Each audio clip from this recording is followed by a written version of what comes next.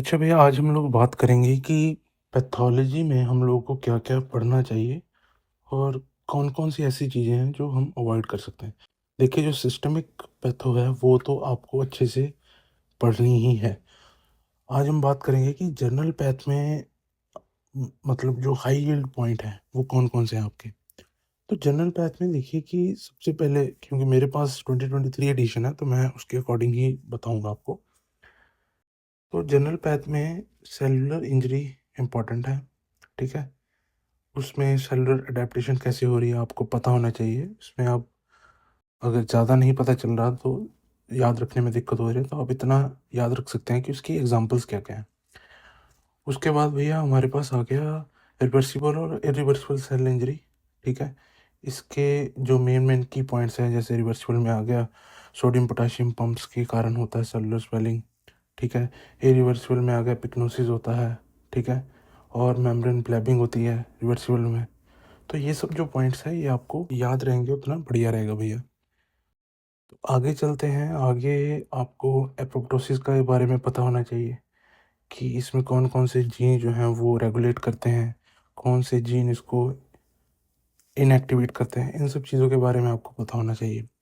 Necrosis भी as such high yield नहीं है यूएसएमएल के पॉइंट ऑफ व्यू से, हाँ, बट इसको और सिस्टम्स के साथ रिलेट करके आपको पूछ सकते हैं। डायरेक्ट क्वेश्चन पूछ सकते हैं बट ऐसा नहीं है कि ज़्यादा डायरेक्ट पूछें, तो इसको भी आप ध्यान में रखिए। एग्जांपल्स जो हैं, जितना ज़्यादा आप एग्जांपल्स के ऊपर फोकस करेंगे, याद रखने में भी आपको आसानी रहेगी। आगे भी हम लोग बात करेंगे इस्कीमिया और इन्फार्क्ट्स। इनको आप एक क्विक रीड दे सकते हैं।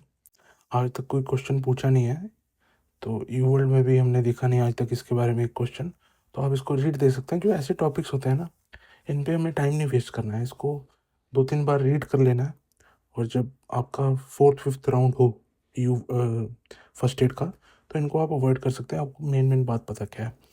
आगे भैया free radicals very very very high yield topic है। इस पे तो आप 5-6 स्टार लगा देंगे, वो भी कम है।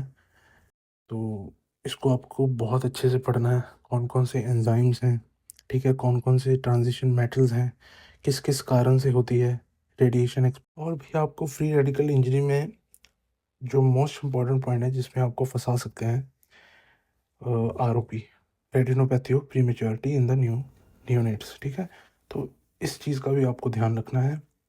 आयोनाइजिंग रेडिएशन एज़ सच इतना इम्पोर्टेंट टॉपिक नहीं है, बट इसमें एक्यूट रेडिएशन सिंड्रोम को आप एक नज़र घुमा सकते हैं।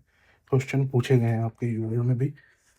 एनबीएमए में ऐसे देखा नहीं गया है। टाइप्स ऑफ कैल्सिफिकेशन में डिस्ट्रॉफिक, मेटास्टैटिक। डिस्ट्रॉफिक कैसे होती है, मेटास्टैटिक कैसे होती है, दोनों में एक-एक, दो-दो पॉइंट याद रख लीजिए। समोमा बॉडीज़ में not again high yield point, but you have to differentiate from other conditions, ठीक है? तो डर्मा में आप लोग पढ़ेंगे और भी कंडीशंस हैं स्किन की, तो उनमें कई-कई बार आपको समोमा बॉडी वर्ड्स देखने को मिलेगा। तो यहाँ पे आपको अगर क्लियर होगा कि इसकी जो हिस्टोपैथो है वो कैसी है, तो आप अच्छे से इसको पकड़ लेंगे, ठीक है? उसके बाद भैया आ गया माइलोडोसिस। माइलोडोसिस तो है सिस्टम के साथ पढ़ने वाला टॉपिक, तो इसको जस्ट मैं वही कहूँगा, ऐसा नहीं है कि ये हाई यील्ड टॉपिक नहीं है भैया। बाद में मुझे मत कहना कि आपने कहा था कि इसको अवॉइड कर दो। अवॉइड करने को नहीं बोल रहा, मैं ये कह रहा हूँ कि आपको इसको सिस्टम के साथ पढ़ेंगे तो ज़्यादा बेहतर रहेगा। इसको आप क्विक रीड दीजिए, जब आपका पूरा फर्स्ट एड ख़त्म हो गया तो जब आप इस पे वापस आएँगे तो एक ये जस्ट आपको आपका ये कि रिव्यू स्लाइड बन गया आपका, ठीक है? आगे भैया इन्फ्लेमेशन। इन्फ्लेमेशन एक इम्पॉर्टेंट टॉपिक है, not a high yield topic. इसमें जो कार्डिनल साइंस है ना, ये तो आपके एनबीएमए और यू वर्ल्ड में सीधे-सीधे पूछे गए हैं, ठीक है? तो ये आपके फिंगर टिप्स पे होने चाहिए भैया। एक्यूट फेज़ रिएक्टेंट में आप पढ़ सकते हैं इसको भी। बाकी हेमाटोलॉजी में ज़्यादातर इसको पढ़ेंगे हम लोग और वहाँ पे समझ भी अच्छे से लगेगा। यहाँ वही इसको भी माइलोडोसिस की तरह ही आप एज़ अ रिव्यू यूज़ कर सकते हैं जब आप वापस आएँगे, ठीक है भैया? उसके बाद ईएसआर को एक रीड देना है, ठीक है? ज़्यादा टाइम नहीं वेस्ट करना है इसके ऊपर।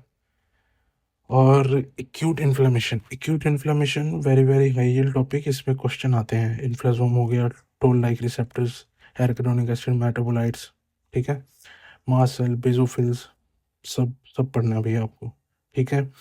आउटकम्स में जो पॉइंट है ना, resolution and healing persistent acute inflammation, sorry, और एडिमा फॉर्मेशन, ये सब जो पॉइंट्स हैं ये आपको पता होना चाहिए।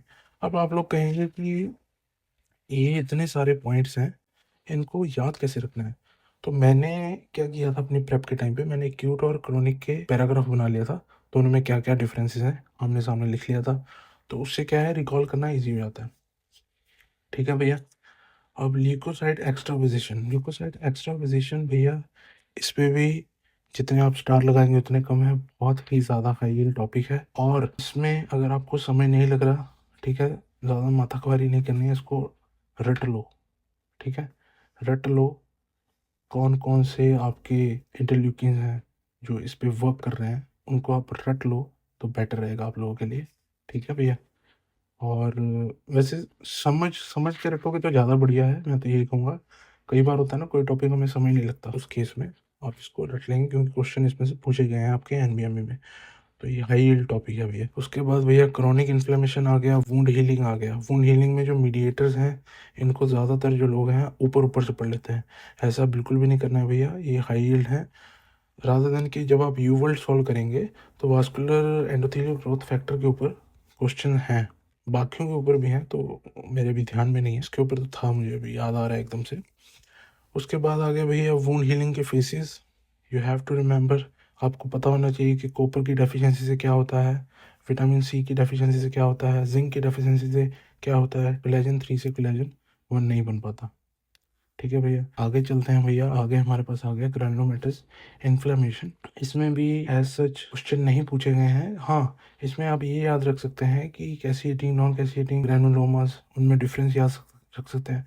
एग्जाम्पल्स एग्जाम्पल्स जो है ना भैया, पैथो में एग्जाम्पल जितना आप याद करेंगे उतना बेटर रहेगा, सिस्टमिक में भी और क्वेश्चन सॉल्विंग में भी। ठीक है, सिस्टमिक पैथो पढ़ेंगे ना, कई बार हमें ऐसे ऐसे पॉइंट जो है पिक करने पड़ते हैं पॉइंट, जब आप क्वेश्चन सॉल्व करेंगे ना, जिन्होंने क्वेश्चन सॉल्व किया है उनको तो पता है मैं क्या बोल रहा हूँ, जिन्होंने अभी पहली बार करना है, आपको क्वेश्चन में से पॉइंट पिक करने पड़ते हैं, क्योंकि क्वेश्चन जो है आपका बहुत लेंथी रहता है, तो उस केस में तो ये सब चीज़ें जो है आपकी बहुत हेल्प करेंगी भैया। फिर आ गया भैया scar formation, just give a read, एक आध क्वेश्चन है आपके यू वर्ल्ड में।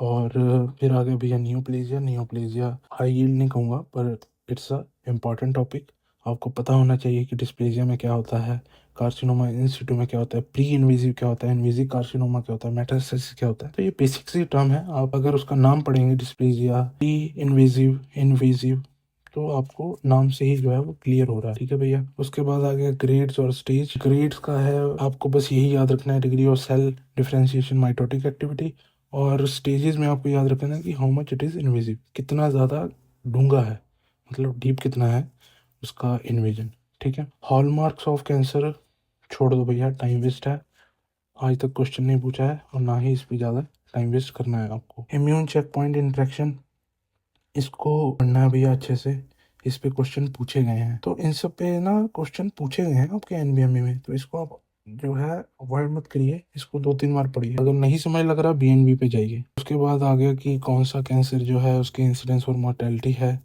Remember this, high yield, very very high yield, this page जिस पे इम्यून चेक पॉइंट है और कैंसर, क्योंकि एनबीएमई ने काफ़ी बार पूछे हैं इस पे क्वेश्चन, यू वर्ल्ड में तो भरे पड़े हैं आप। उसके बाद आ गया भैया common metastasis, just give a read to that page, ठीक है, क्योंकि सिस्टम में बहुत अच्छे से पढ़ेंगे आप लोग। ऑन्कोजीन्स में भैया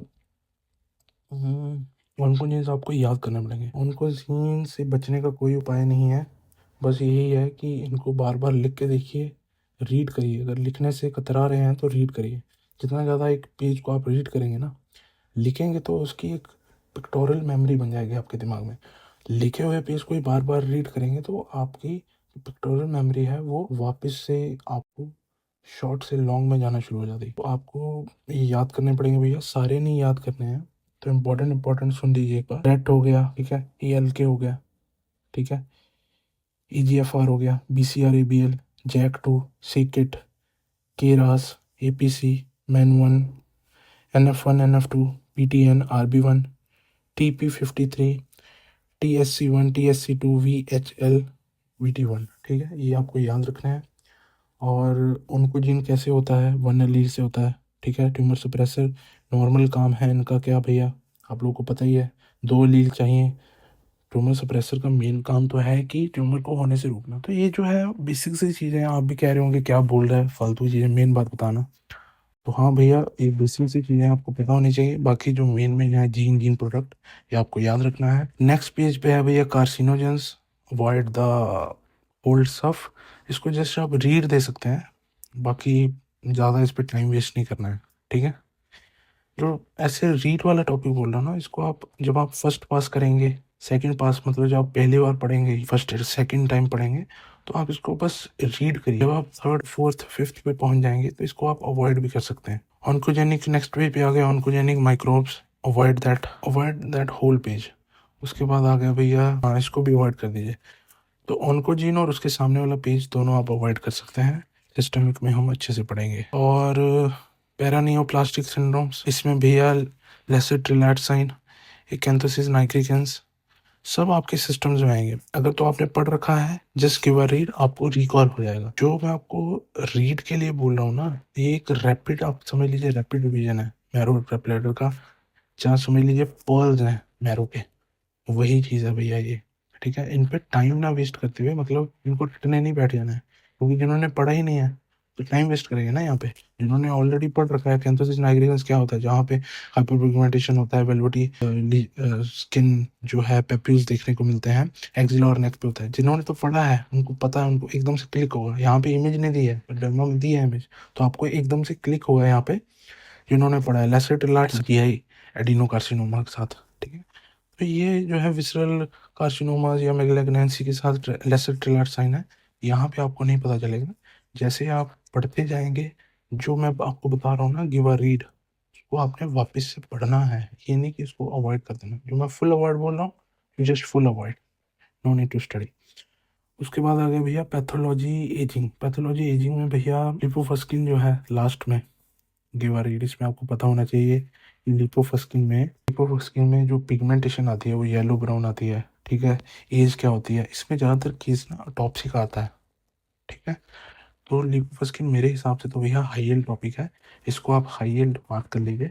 वेरी वेरी हाई यील्ड नहीं बोलूँगा, बट हाई यील्ड टॉपिक है, तो इसको पढ़िए अच्छे से, ठीक है। उसके बाद आ गया भैया हम लोगों के पास लिपोफस्किन वाले पेज पे ही, तो मैं आपको 2023 एडिशन के अकॉर्डिंग बता रहा हूँ। तो लिपोफस्किन वाले पेज में ही जो उसके ऊपर है ना, पैथोलॉजी एजिंग, भैया इस पे भर भर के क्वेश्चन है आपके, भर भर के क्वेश्चन। इसमें आपको पता होना चाहिए नॉर्मल एजिंग क्या होता है, ठीक है। कार्डियोवास्कुलर, गैस्ट्रो इंटेस्टिनल, हेमाटोपोइटिक, ठीक है। इम्यून, मस्कुलोस्केलेटल, नर्वस, याद नहीं हो रहे हैं सारे, नो प्रॉब्लम। आप जो है मेन मेन याद कर लीजिए, जैसे स्किन हो गया, रिप्रोडक्टिव हो गया, रीनल हो गया, रेस्पिरेटरी हो गया, स्पेशल सेंसेस छोड़ सकते हैं आप, ठीक है। गैस्ट्रो भी छोड़ सकते हैं, बाकी मस्कुलोस्केलेटल भी छोड़ सकते हैं, बाकी में कवर हो जाएगा। तो ये है भैया पैथो का हाई हील टॉपिक, जो आपको अवॉइड बिल्कुल भी नहीं करना चाहिए।